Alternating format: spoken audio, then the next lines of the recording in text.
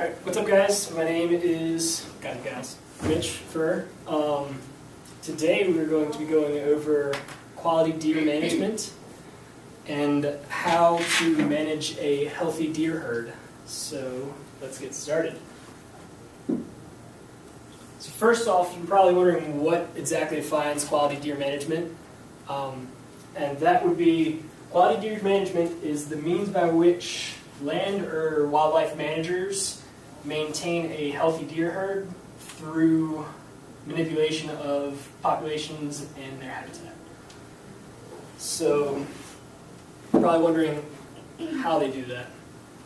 And this is where I would normally put all sorts of crazy scientific information and all sorts of stuff that would blow the majority of your minds. So we're going to try and keep out of the weeds and just stick to the fairway on this one and stay pretty simple, because you could probably teach a college class on this subject by itself.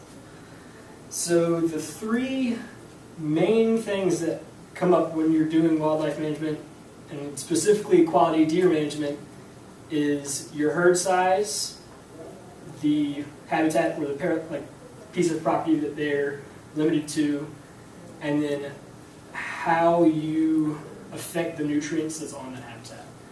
So the biggest thing we're going to go through on this presentation, because it's one of the main ones, is the harvesting and manipulation of deer populations.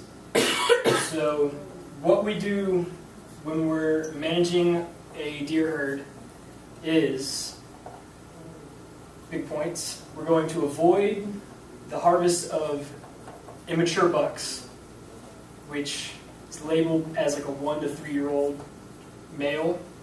You're going to make sure you shoot enough does, which, contrary to popular belief, is actually beneficial. Most people in the past have thought that shooting does removes whatever deer they were going to bring into the population in the following year. So the old saying was, why shoot a doe now when you can have 2 more deer next season? And the reason that's wrong is because the herds start to reach their capacity, and it affects the nutrition per deer based off of what nutrients is available to them, and then it also pressures deer out of habitats into neighboring properties, which you don't want if you're a landowner. So we're going to shoot does, avoid harvesting young bucks, and then the third one is we're going to remove deer that are unhealthy. So any deer that have any sorts of defects or appear to have sicknesses like chronic wasting disease or EHD, you want to remove those before they spread that disease to other members of the population. And the reason we want to remove deer with bad genes is because you don't want them mating and passing on their genes. White-tailed deer really have a tendency to pass on alleles, so it's not rare to find a deer and you can follow their bloodline between 2 to 3 years of offspring that will look almost the exact same as them. So if you see, for instance, a buck that has a really messed up, gnarly side of his rack, he's most likely going to have offspring that have a really gnarly, messed up side of his rack, which usually comes from some sort of underlying disease or potential past injuries like getting hit by a car. And so with what simple information we've gone over, I'm going to explain a couple of characteristics that we use to describe our mature bucks, which is the deer we want to allow to live and then take and harvest anywhere between 5 to 6 years. So I'm going to go over those real quick, and then we're going to play a little game called Shoot or No Shoot. We're going to look at a couple pictures of deer and see if y'all can guess which ones we would harvest and which ones we wouldn't.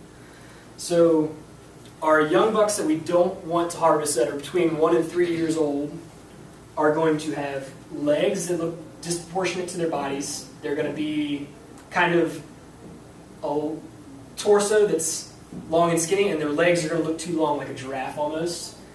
And they're going to have really young features. Their faces are going to be skinny. They're not going to have very muscular shoulders and backs, and their necks aren't going to be very swollen.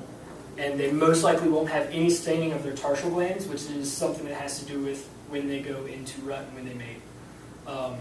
Around 3 years old, deer start to finish developing their chest and the majority of their torso, which evens out the, I guess you could call it the scale between the legs and their upper body.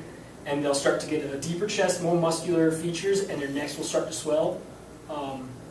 And then from the years on after that, anywhere between 4 to 5 is when they're most likely going to hit their peak maturity. It's going to be the largest antler growth and they're going to have the biggest body weight sizes, around 6 years all the way up to their potential living age of 11 to 12 years old. They're going to slowly lose body mass. They're going to maintain their overall size. They're just going to lose some of their muscle, which is going to lead to sagging skin.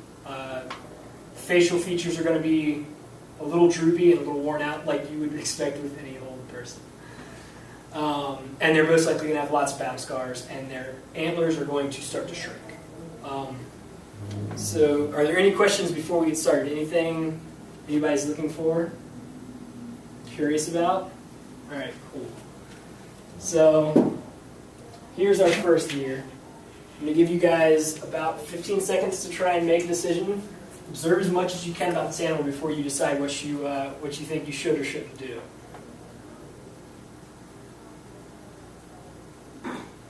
So what do you guys think? No shoot. Good.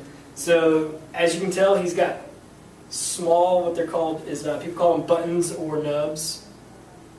So this is a yearling buck. He's most likely been born within the last 6 to 7 months, and this is going to be his first fall.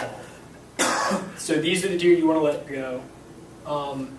In some states, this is considered an antlerless animal that people will manage just as they will does. But for the most part, you want to avoid it, because obviously you can't really tell a whole lot about this deer's genetics at this point because he's so young. So what about this buck? No shoot. Exactly. You can tell he's got a really skinny face.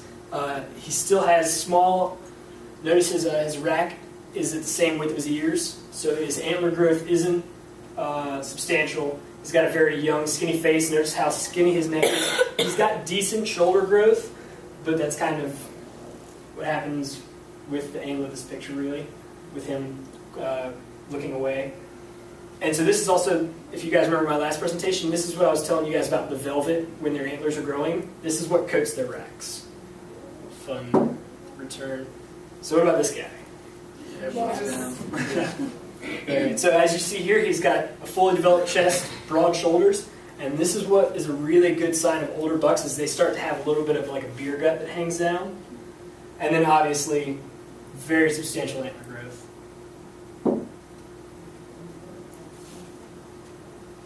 Shoot or no shoot? No shoot. How many deer do I have in the freezer right now? So this is a shoot. This is a doe.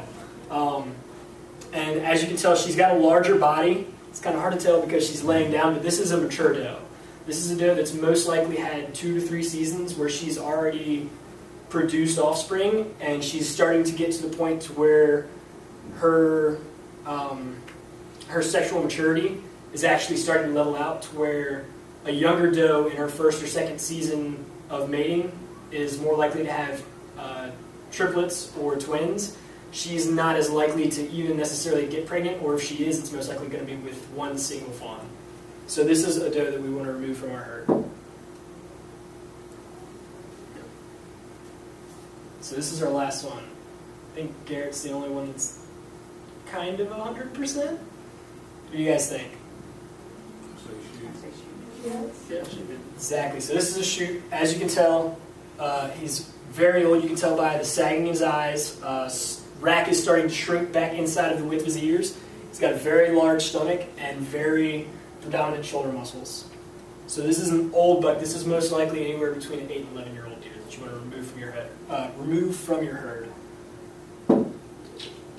These are my references. Does anybody have any questions? Are there any associations or groups that help people manage this as far as just in general pop? There is actually, it's very mainstream, it's the Quality Deer Management Association. And amongst that, there's a lot of other small groups that have, there's places that you can hire that will do all the management for you. They'll come out and check your property, look at all of your potential growth and where you need to take out animals, where you don't.